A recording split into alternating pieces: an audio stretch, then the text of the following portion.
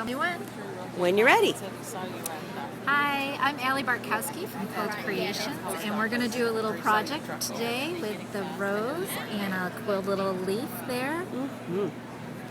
And if you want to find our products, you can always go to www.quilledcreations.com. So let's get started. It's really easy. You're going to take one little strip of green paper and your slotted tool. And the slotted tool has a slot that it goes from the top of the tool and halfway down the tool. It's really helpful for holding the end of the paper. So you're going to slide the end right down in there, it grabs it, and then start rotating the tool round and round. And you're using light fingertip pressure. You don't want to squeeze on the roll because we're going to let this strip of paper, after it's rolled, expand open. So I'll just open it up and you can see it right there. Let it spring open a little bit. Yeah. What is the name of this tool that you're working on here? This is a circle template board. So if you wanted to size your coil to a certain circle size, you can put it right inside there and it squeezes it down to a size 6 hole.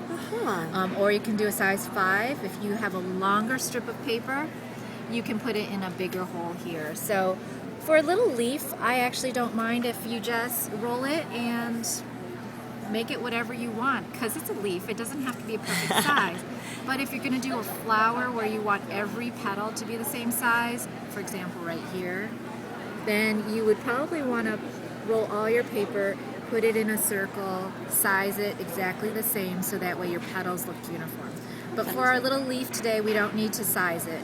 But what we're going to do next is we're going to take the end of the coil and use our needle tool to help us with the gluing. So dip the tip of the needle tool in some glue and spread it on the underside of that tail.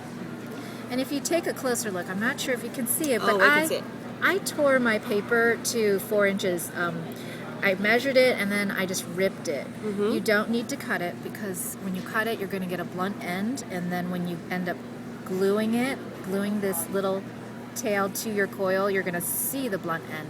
But when you tear the strip of paper, the fibers that are exposed helps kind of blend that end of the paper into the coil. So nice little trick to remember. After you're done gluing, and you can see I also use my needle tool to help push. Kind of burnish it down a little bit. Yeah, great little tool. So use it for gluing. You can use it for rolling. You can roll paper around this. Maybe I'll show that to you a little later. Oh yeah, we can do another one. So when you have a coil, you're going to pinch 2 points at the same time, just like that. And you can curve the little points of the leaf to make it have a little bit of a nice shape to it. That's adorable. So that's our leaf.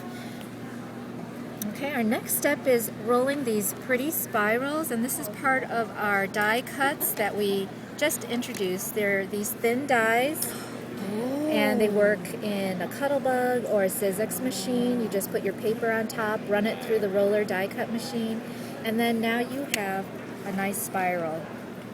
So you can pick a color. I'm going to pick pink. And what you're going to do with your spiral is roll it. And you're starting from the outer part of the spiral, the point.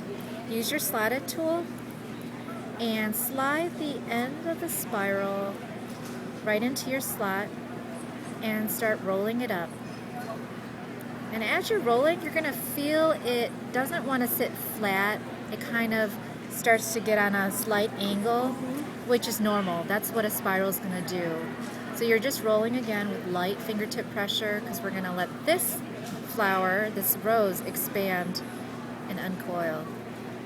So roll until you get to the center, and when you get there, all you have to do is take it off your tool, hold this middle tab right here, and let it spring open. Oh my gosh, that was so easy. It is. It's Cute. super easy.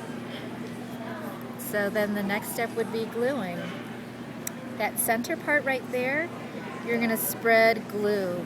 So let's get some glue from our needle tool. And I see you're just using plain old Elmer's Craft Bond, nothing Yeah. fancy schmancy. Nothing special. You have to use a glue that's not too tacky because sometimes you do get a little bit of glue on your fingers, and you want to be able to use a glue that can rub off your fingers and your tools really easily. If you still have tackiness on your fingertips, then what happens is it kinks up the paper, it might dirty up your quilling, and then you get frustrated. So it's important to use a glue that is easy to get off your hands, as well as a glue that dries clear. So we take that glue. I don't know how to take this off. Just take it off? Yep, you just slide it off right there, and then let it open up. Let it bloom open. Oop, I'm gonna watch the magic happen over here with yours. Bloom on. There you go. And if you want a bigger rose, here's a little trick to remember. You can always untwist it, go backwards from the way you rolled it, and it looks bigger. And there you go. Nice. So now amazing. the underside of here is where you're going to glue. Okay. So that's the underside. Spread some glue. So I'll come over here and get a little picture of what this ring looks like when you put the two things together down on the base. Did I see something sparkly on your hand as well? Yeah, this is part of our new tool, our crimper that crimps the paper. So then when you roll it up, you get this cool little effect from the crimped paper. Now this has got some glaze on it, but if you don't put the glaze on it, then this is what it looks like after you crimp and roll it up. Very cool. Thank you so much for taking some time to share with Craft Test Dummies and your wonderful Quilled Creations. Thanks, Jenny. Take care. Bye.